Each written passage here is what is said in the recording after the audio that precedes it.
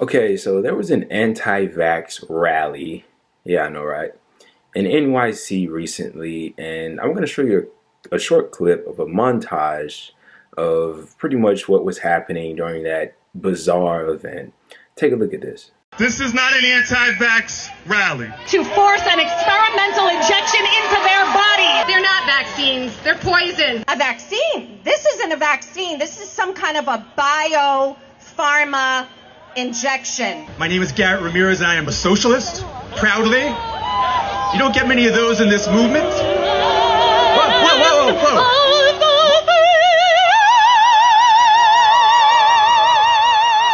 Discrimination based on race, gender, age. Policies that discriminate against the unvaccinated will do the same thing. This is a trick to get us to have digital IDs. They don't know science, but they know marketing. These son of a bitches are not gonna force me to put some vaccine in my kid's face. Okay, so that was crazy. So what you just witnessed, and this isn't an overstatement whatsoever, is a collection of individuals that are completely deluded. And I mean, misinformed doesn't even begin to describe these people. I mean, they're just deluded. I don't know how else to describe it. It's absolutely insane. Let's get into some of what these people had to say. I mean, first of all, the fact that there's an anti-vaccine, well, I may have said anti-vaccine in the beginning. It's anti-vaccine mandate rally, right? And I'm actually against the federal government mandating a vaccine anyway. I'm not anti-vaccine, of course, but these people are anti-vaccine, obviously, in that video, but they're also anti-vaccine mandate. I figured that was important to note. But let's get into what they have to say. It's not a vaccine, it's poison. Well, you know what the first thing I'm going to ask. What evidence do you have to support those claims, sweetheart? How do you know that it's poison? Have you tried the vaccine? Well, obviously not. You're unvaccinated, I would assume. So how do you know it's poison? Who told you it was poison? Word of mouth? Okay, so you're questioning the validity of the vaccine. How are you not questioning the validity of the person that told you that it was poison? Or did you arrive at that conclusion on your own? And if you did, how? Let's move on. This is easily my favorite one. This is some kind of a bio-pharma injection.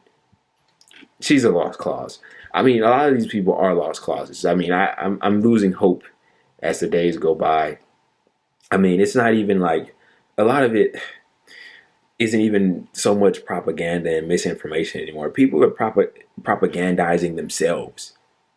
This woman has successfully convinced herself that the COVID vaccine is a some kind of bio-pharma injection. And the thing that kind of pisses me off the most is the fact that they have this thing that, it's a trick to give you digital IDs. They want to track you. What I want to ask some of these people, and they need to be asked this, have you ever heard of the Patriot Act?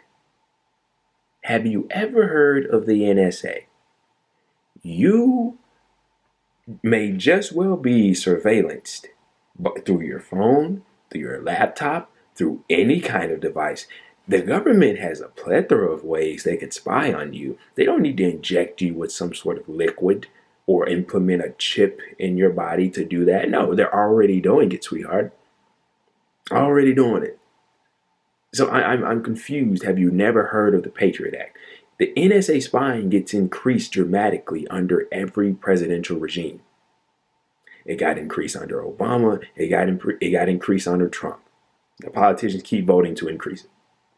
And after the January 6th fiasco, it's only going to get increased even more surveillance.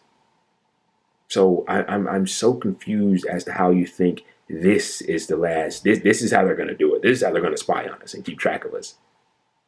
They're already doing it. And what I want to offer to the people that say this is some kind of drug, this is some kind of poison to push whatever agenda the federal government may have to do harm to you. So, and this is something that a lot of people haven't been talking about lately, and they just kind of dropped the conversation entirely. And I have to admit, it kind of slipped my mind a little bit as well. But there was a big talk a while ago about the patent protections on the vaccine, which essentially doesn't allow the vaccines to be given out to foreign countries and foreign nations so that they can give it to their populations, right?